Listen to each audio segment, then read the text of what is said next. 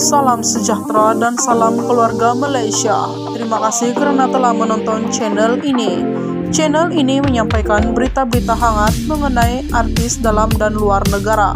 Mari kita tonton isu-isu hangat hari ini. Jangan lupa tekan like, share, dan subscribe. Dan jangan lupa juga tekan tombol lonceng agar Anda tidak ketinggalan dengan berita-berita hangat selanjutnya.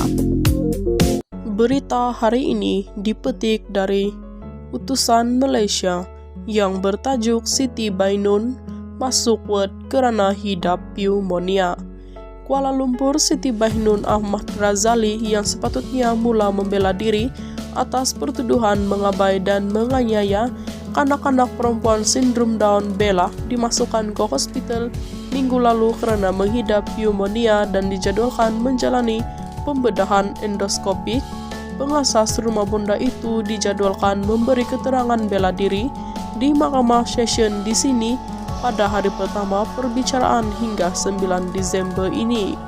Terdahulu, Peguam Nur Aminatul Mardiah MD Nor ketika memohon penangguhan perbicaraan memaklumkan Siti Bainun 31 tahun itu dimasukkan ke ward sejak 28 November lalu karena menghidap pneumonia. Sementara itu, Hakim Izralizam Sanusi memohon penjelasan berhubung kaedah kesehatan Siti Bainun kerana surat yang dikemukakan kepada mahkamah menyatakan tertuduh sepatutnya menjalani pembedahan Sabtu lalu. Menurut Nur Aminatul, pembedahan endoskopik pada 3 Desember belum dapat dilaksanakan kerana anak buamnya masih di bawah pengaruh antibiotik, manakala pembedahan empedu hanya boleh dilakukan selepas 5 hari pembedahan pertama selesai. Sementara itu, Nur Aminatul turut memberitahu wakil media Siti Bainun mengambil masa selama 6 minggu untuk pulih dari pembedahan. Keputusan permohonan itu akan diumumkan petang ini karena mahkamah perlu meneliti dokumen tambahan termasuk surat cuti sakit dari pihak hospital. Pada prosiding itu, pasukan pembelaan turut memohon penangguhan atas alasan pihaknya telah memfailkan permohonan semakan di Mahkamah Tinggi pada 25 November bagi mengkaji kedua-dua pertuduhan terhadap Siti Bainun. Peguam bela memohon perbicaraan ditangguhkan sehingga permohonan semakan didengar dan diputuskan oleh Mahkamah Tinggi. Beliau berhujah pemohonan itu adalah berkaitan tertuduh dan sebarang dapatan oleh Mahkamah Tinggi akan memberi implikasi kepada keseluruhan perbicaraan. Dapatan Mahkamah Tinggi akan memberikan implikasi sama ada perbicaraan diteruskan atau sebaliknya, atau sama ada terdapat perubahan pada pertuduhan atau apa-apa arahan yang sesuai jelas peguam.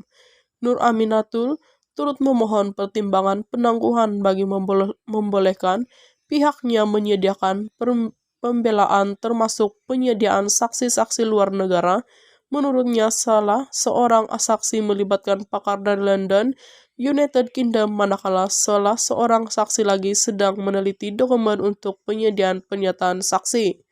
Siti Bainun juga perlu menyediakan pernyataan saksinya dan ia tidak dapat dilakukan karena anak guam dimasukkan ke ward pada 28 November lalu. Oleh itu, kami memohon penangguhan atas 3 isu, yaitu kesehatan tertuduh, proses tembual saksi-saksi, dan penyediaan pernyataan saksi-saksi pakar jelasnya. Sementara itu, timbalan pendakwa raya Nur Azizah Muhammad membantah permohonan penangguhan atas alasan IAS bersifat remeh, mengaibkan, menyusahkan, dan bertujuan melengah-lengahkan perbicaraan kes. Permohonan penangguhan itu bagaimanapun ditolak oleh mahkamah. Siti Bainun didakwa mengabai dan menganiayai anak-anak perempuan berusia 13 tahun itu sehingga menyebabkan mangsa mengalami kecederaan fisikal serta emosi. Perbuatan itu didakwa dilakukan di antara Februari dan Jun 2021 di Kondo Irama Wangsa Maju di sini. Dia dituduh mengikut Section 31-1-E Akta Kanak-Kanak 2001 yang membawakan hukuman penjara maksimum 20 tahun atau denda Rm50.000 atau kedua-duanya jika sabit kesalahan. Itu saja info hari ini. Sekian dan terima kasih.